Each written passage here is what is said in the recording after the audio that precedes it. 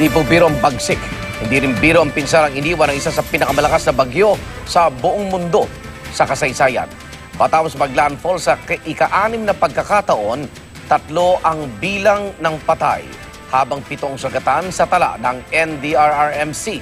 Pero pinangangambahang tumaas pa ang mga bilang na yan dahil sa Leyte pa lang po na monitor ng GMA News Team na hindi bababa sa 20 ang patay.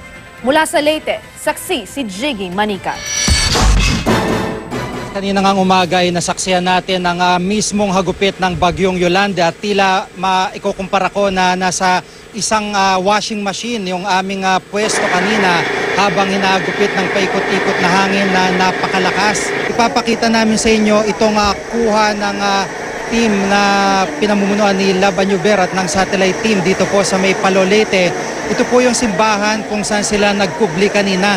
Pero makikita nyo na mula doon sa kanilang pwesto, sa isang sulok na simbahan sa loob mismo yan, ay unti-unting natutuklap yung bubong, nagbabagsakan yung mga kisame at nawasak na ng tuluyan yung simbahang yan. Sa baging ito ng kalye sa Leyte, ay makikita nyo rin po kung gaano kalakas yung hangin at pinutol pa ang isang malaking sangang yan ng puno. At umabot ng may git 4 na oras yung pagbayong yan. Yung mahigit 200 kilometers per hour na hangin, yun po yung aming naranasan at yun nga po ang ikinatakot din ng karamihan dito. At nang magliwanag, nakita natin na napakarami pong nasawi.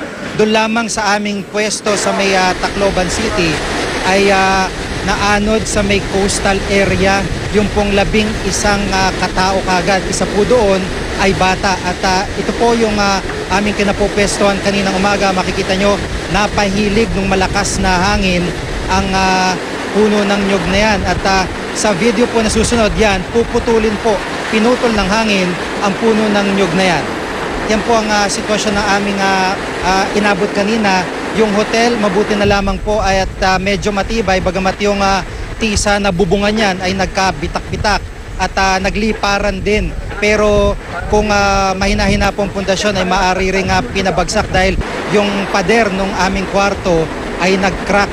Kanina po nang magliwanag, nang humupa ang malakas na hangin, ulan at alon na rin sa dagat, ay sinubukan naming lumabas.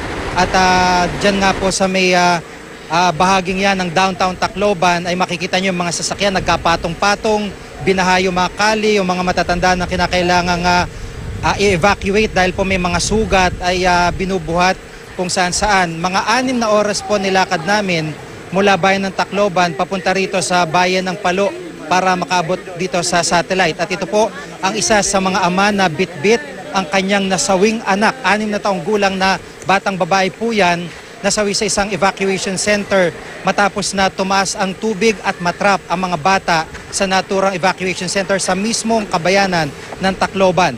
Yan po yung mga kalat sa mga kalyen Tacloban, di lang mga pira-pirasong parte ng bahay, kundi mga bumagsak na puno at mga poste.